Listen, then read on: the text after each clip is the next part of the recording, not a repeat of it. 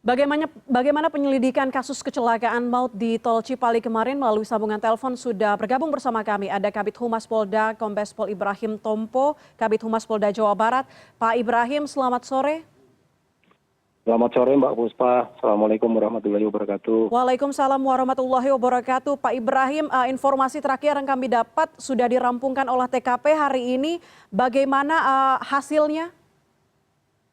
Ya, pertama-tama kita menyampaikan rasa prihatin dan belasungkawa ya terhadap para korban atas kecelakaan yang terjadi ini.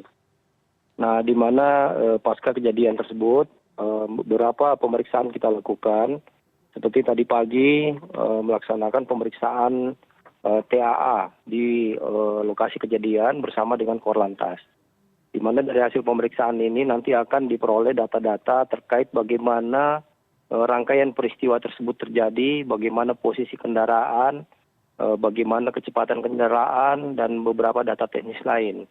Yang nantinya data-data ini akan kita gunakan untuk disinkronkan dengan keterangan-keterangan yang kita peroleh, dan nantinya akhirnya bisa kita mendapatkan gambaran terkait penyebab utama dari kecelakaan. Jadi untuk saat sekarang masih proses pemeriksaan. Untuk pemeriksaan sendiri baru dilakukan pemeriksaan 4 orang saksi, yaitu sopir, kemudian sopir cadangan dan juga kenek, serta 1 orang korban yang kondisinya luka ringan.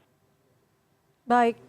Pak Ibrahim, informasi terakhir dari rekan kami di lapangan sebelumnya mengatakan bahwa ditemukan bahwa persneling atau gigi di dalam bus yang terakhir digunakan adalah gigi 6, diduga kecepatan tinggi dilakukan oleh sang sopir dan tidak ada bekas dari jejak pengereman yang dilakukan oleh sopir bus. Apakah itu terkonfirmasi? Iya, jadi memang beberapa data-data teknis yang kita peroleh di lapangan ini tetap kita himpun.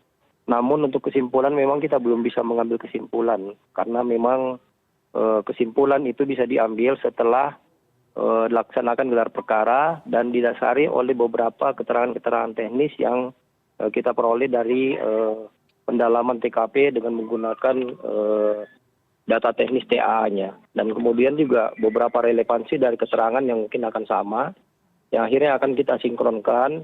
Dan nanti setelah itu baru kita mengambil kesimpulan pada saat gelar perkaranya nanti. Baik, sejauh ini supir bus sudah diamankan, sudah diperiksa juga. Apa informasi yang bisa kami terima, Pak Ibrahim? Jadi memang pemeriksaan ini pasti masih akan berlanjut ya. Tetapi pemeriksaan awal, dari keterangan yang diperoleh memang supir ini memberikan keterangan bahwa dia belum pernah melalui lokasi tersebut.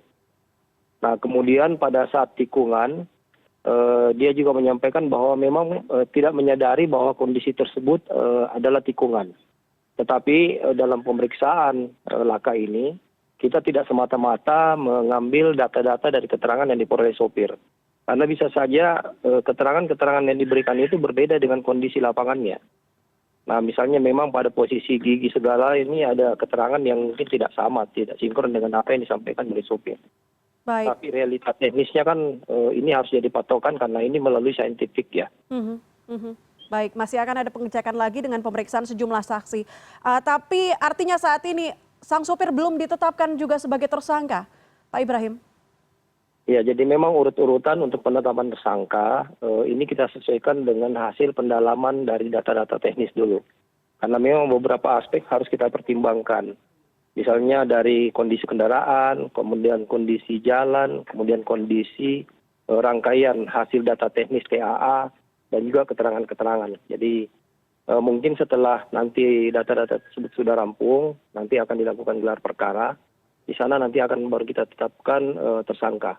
Walaupun secara nyata ya kita lihat sendiri bahwa sang supir ini mempunyai aspek kelalaian, tetapi lebih bertanggung jawab dan normatif secara pro justis itu melalui data teknis hasil pendalaman penyidikannya. Baik, ada dugaan kelalaian.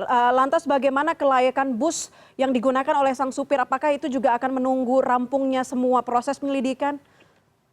Iya, sama Mbak. Ini juga akan kita lakukan pendalaman terkait data teknis dari kendaraan itu. Baik, ini bagian yang kita dalami nantinya ya. Baik. Pak Ibrahim, terakhir kita tahu keselamatan di jalan jelang Nataru ini terusik dengan kejadian ini. Tol Cipali, tol yang mungkin sangat banyak akan dilalui oleh pengendara dari Jakarta menuju ke Jawa Barat, Jawa Tengah, Jawa Timur, dan sekitarnya. Kedepannya bagaimana polisi bisa mengantisipasi, meminimalisir hal seperti ini terjadi menjelang atau dalam rangka libur Nataru? Ya, untuk terkait dengan kecelakaan ini dulu, ini memang sama sekali tidak mengganggu bagaimana persiapan kita menghadapi Nataru ya dengan arus lalu lintas.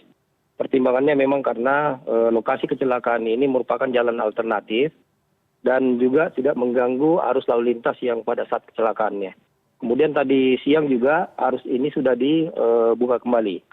Nah, terkait beberapa persiapan menghadapi Nataru, memang kita juga melaksanakan kegiatan-kegiatan berupa giat preemptif, kemudian preventif, dan juga koordinasi dengan lintas sektoral, baik dengan Dishub, Jasa Marga, kemudian juga terkait dengan PO bus. Di mana untuk mempersiapkan arus-arus mudik ini, PO bus biasanya itu melaksanakan kegiatan-kegiatan pengecekan data teknis bagi kendaraannya, dan juga pengecekan terhadap sopir-sopirnya. Ini insya Allah mungkin akan kita intensifkan ke depan agar Lipo bisa mengantisipasi terjadinya kecelakaan-kecelakaan yang cukup rawan ya. Baik, baik. Pak Ibrahim, terima kasih banyak atas informasi. Sementara kita tunggu update selanjutnya dari kecelakaan maut yang terjadi di Tol Cipali. Kombes Pol Ibrahim Tompo, Kabid Humas Polda Jawa Barat. Terima kasih sudah bergabung di CNN Indonesia Newsroom. Selamat sore. Terima kasih. Assalamualaikum warahmatullahi wabarakatuh. Waalaikumsalam warahmatullahi wabarakatuh.